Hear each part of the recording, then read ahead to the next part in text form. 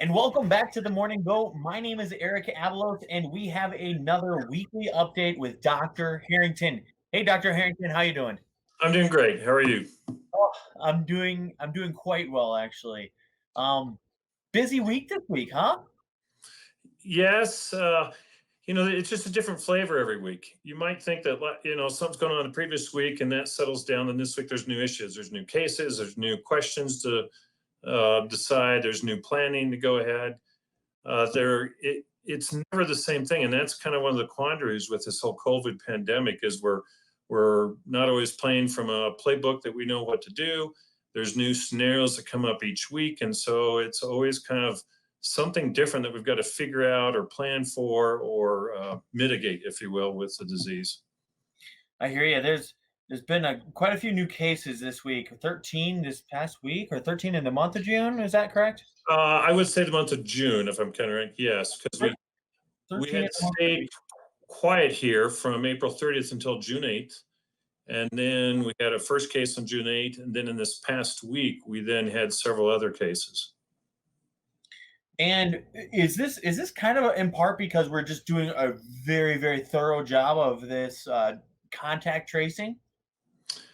That plays into it. I think an important message out of this is just simply that there's more disease around. That I think is the most important message. We wouldn't be finding cases if there wasn't disease. But yes, the testing helps. For example, we have a group of 7 individuals who are all related in one way or the other in terms of the disease transmission, although not necessarily all at one event or moment in time.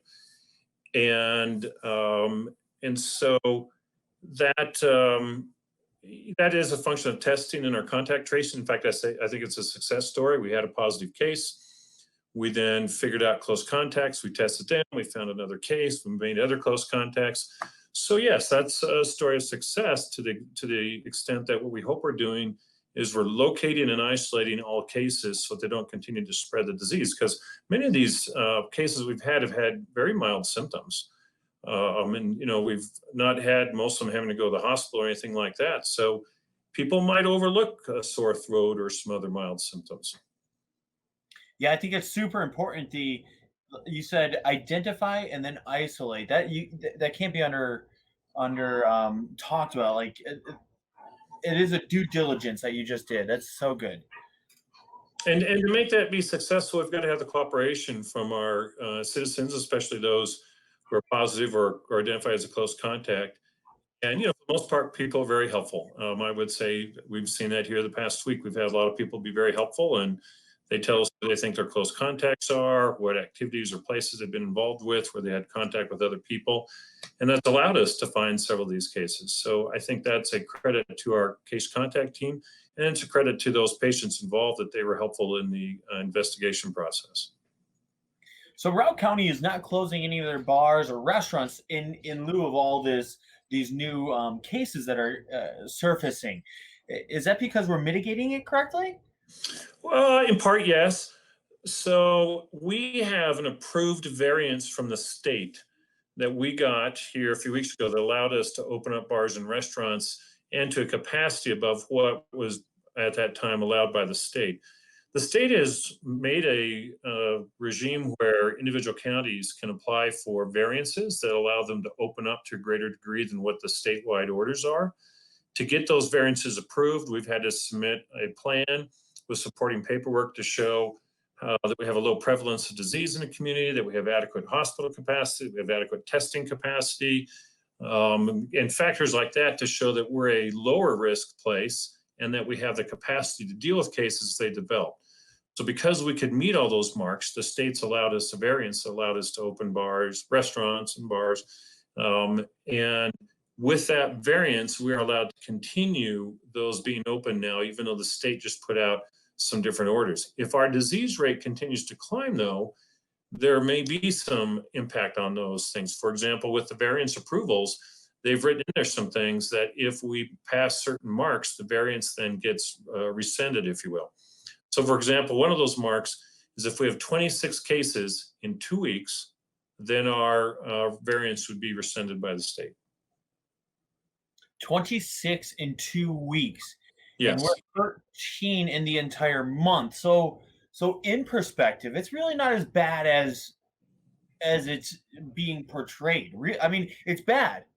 It's not. Zero would be excellent, but 13 is not what the state would consider to be a dire time. Correct. Okay. Concerned if we have rising cases, obviously, as most of us would be. I think a concept to understand is this idea of suppression versus mitigation. Ideally, we'd be suppressing the virus, which means that we have a downward trajectory in cases and we're going to the point where we have no disease in the community. Mitigation, however, embraces this concept that you are accepting a certain level of maybe sporadic cases, but that your case level stays relatively stable. You aren't getting it to zero, but you're also not seeing it rise a lot. I think that we are focused often now in our community, not just in public health, but what we're considering this a mitigation effort. We accept that we're going to have some cases, but we're trying to keep it in control and not let it spread beyond what we're dealing with right now. Still with the ideal that eventually we get rid of the disease altogether in our community. Love it. So no more than 26 in 2 weeks. Let's do it, Steamboat. We can do this. You can do this. All right. Excellent. What steps should people do when they go out to grab a drink or eat dinner? I know they just made it legal for open in downtown Steamboat. Is this to help with social distancing? Yes. I mean, I think, the county wants to allow businesses to succeed, and we have to make extra efforts during this pandemic in the constraints that we're all facing to allow businesses to have some degree of business and financial success. And also, it makes sense from the disease perspective. I mean, we'd rather have people outdoors dining or ordering drinks or whatever than indoors. And so I think that's why the county and various other places around the state have done the same thing. They've tried to facilitate outdoor clientele, being able to eat out on a sidewalk and so forth. There's still safety concerns in terms of traffic and other things that have to be considered. But yeah, that's an attempt to kind of deal with the virus as well as facilitate businesses. Excellent. Well, Dr. Harrington, thank you so much for joining us. I know our viewers love tuning in to see what you have to say and keep giving us these weekly updates. And I really hope that you could join us next week to talk about the state of the county in the coming weeks.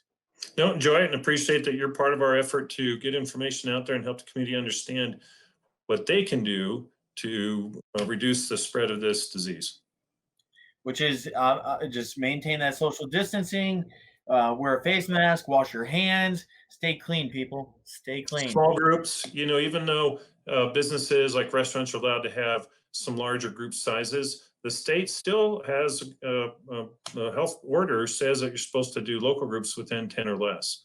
And so all those activities matter. And the concept of vulnerable populations. 90% of the deaths in our state have been people over age 60. So people above the age of 60 or with certain health conditions are at increased risk.